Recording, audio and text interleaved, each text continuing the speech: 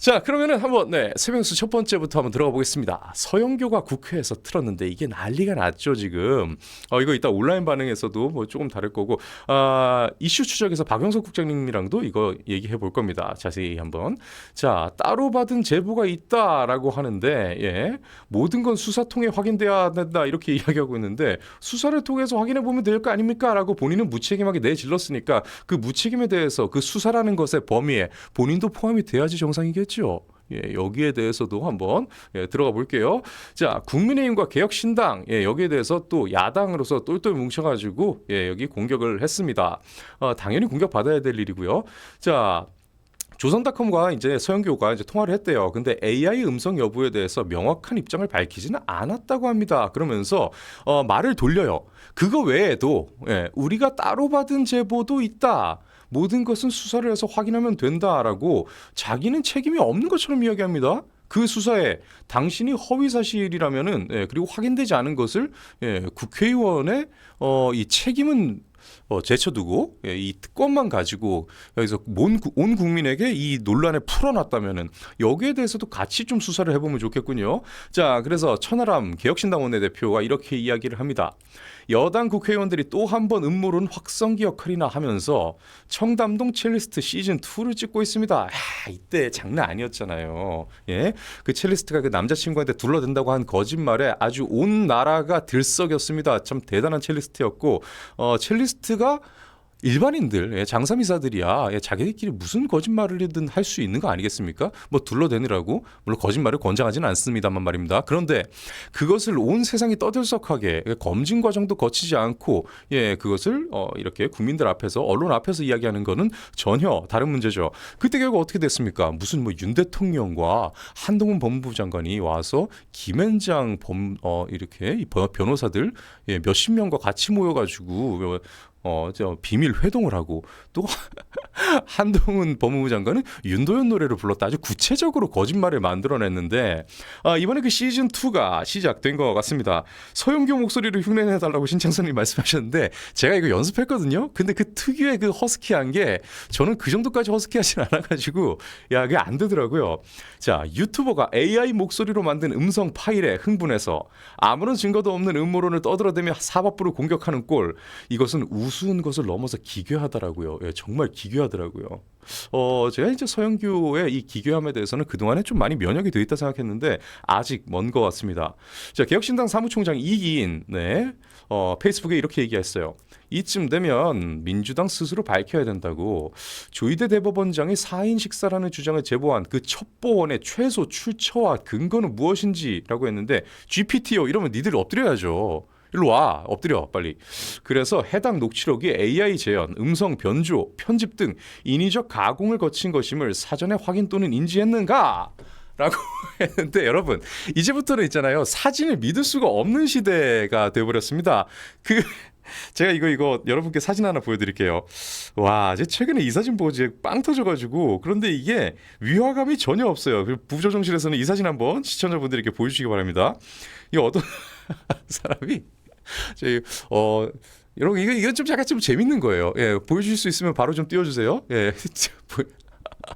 이 강유정 대변인을 백설공주로 만들어놨어요. 그런데 이거 강유정 대변인이 이벤트성으로 백설공주 분장을 하고 들어왔다 이렇게 해도 믿을 만한, 그러니까 이게 차이가 납니까? 이게 포토샵 장인들이 만들어도 이 정도까지 안 돼요. 이제 넘겨주세요.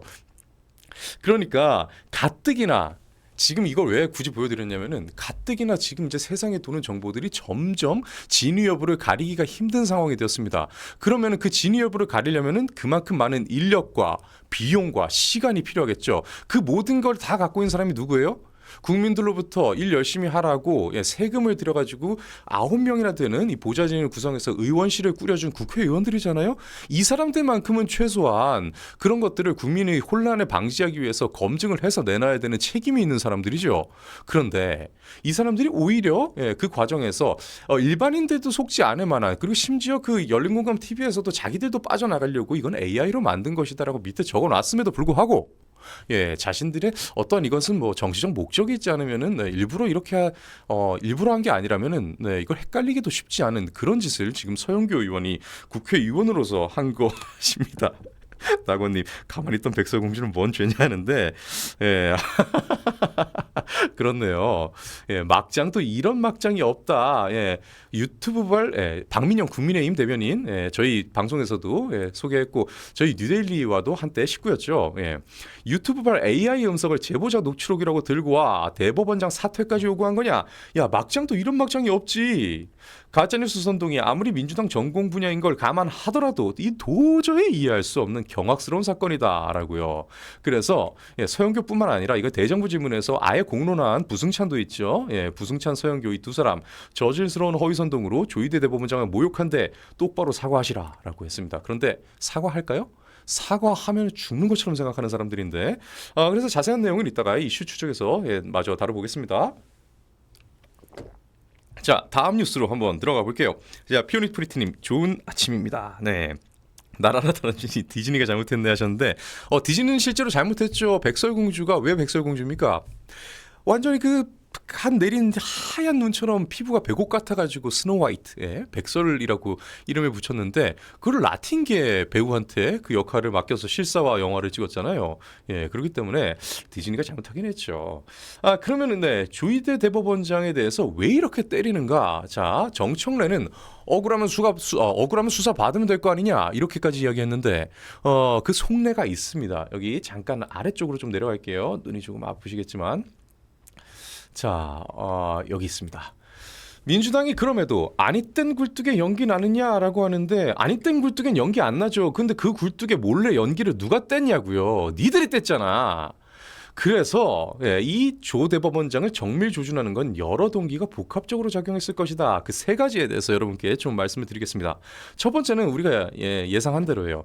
강성 지지층이 요구하니까. 그래서 김어준이 이것도 딴지일보 게시판에서 이게 또 집중 거론됐고 김어준이 뉴스공장에서도 확대 재생산을 했잖아요. 김어준도 심지어는 좀 야같잖아요. 그러니까 자기 살 그 구멍은 다 파놓고 합니다. 서영교 의원 말대로 그러니까 서영교를 하나 걸어놓고 이렇게 만나서 얘기한 게 있다면 이라고 전제까지 걸어놓고 그렇다면 수사가 이루어져야 된다. 이렇게 확대 재생산을 합니다. 이렇게 한 번 더 열린공감 TV에서 한번 자기들끼리 이것은 뭐 주장일 불과합니다라고 선 긋고 던지니까 서영교가 국회에서 한번 던지고 그거 두 개를 받아가지고 다시 김어준이 던져가지고 확대 재생산을 한 뒤에 부승찬이 대정부 질문에서 아예 공론화를 시키는 이 방식 우리는 너무나 많이 봤죠. 이 너무나 많이 본 방식인데 왜 그렇게 했는가? 바로 이 강성 지지층들의 요구에 응답하기 위해서라는 겁니다. 그리고 한 가지 더 있어요. 지금 계속 내란 전담 재판부 이거 만든다고 하면서 사법부 전체랑 싸우고 있어가지고 기존에 이제 이 사법부 관계자들이 계속 이제 목소리를 내고 있잖아요. 그러면은 민주당은 그동안 계속 이제 싸움에 특화되어 있기 때문에 이 전선을 좁히는 것에 대해서 굉장히 전략적으로 잘 운용을 해왔는데 지금은 전선이 완전 사법부 전체가 되어버렸잖아요.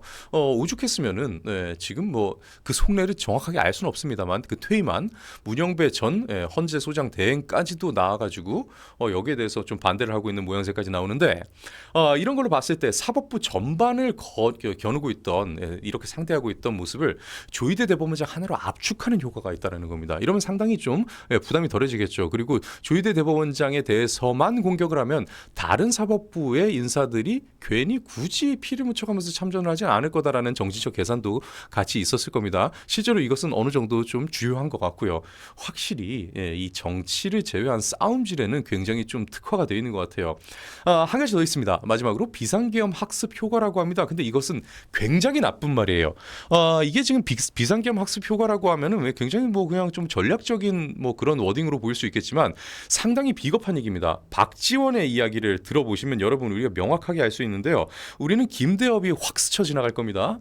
자, 청담동 사건처럼 될 수 있는 우려도 있지만 쿠데타 내란 문제 제기했을 때 결국 사실로 드러났지 않습니까?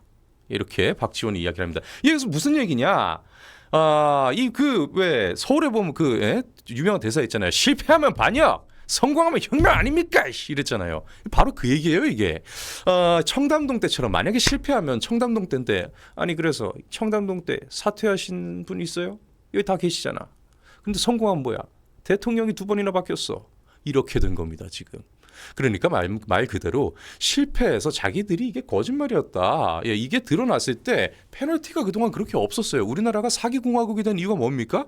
법의 처벌이 솜방망이어서죠. 그 뭐 추징금 내고 뭐 예, 그 재산 은닉해 놓으면은 그 벌금 내고 해봤자 징역은 또 노역으로 살아서 그냥 메꾸고 그 징역도 결국은 또 나중에 얼마 안 받고 양형 기준이 또 양형 기준보다도 더 한참 감형이 돼가지고 그렇게 또 살다가 또 경제사범이라고 또 나중에 광복실 특사 같은 걸로 또 나와버려요. 네, 이런 식으로 근데 피해자들은 어마어마한 회복 불가능한 손실을 받게 되죠. 그러다 보니까 우리나라가 온갖 경제사범이 날뛰는 사기 공화국이 됐잖아요. 정치는 다른가요?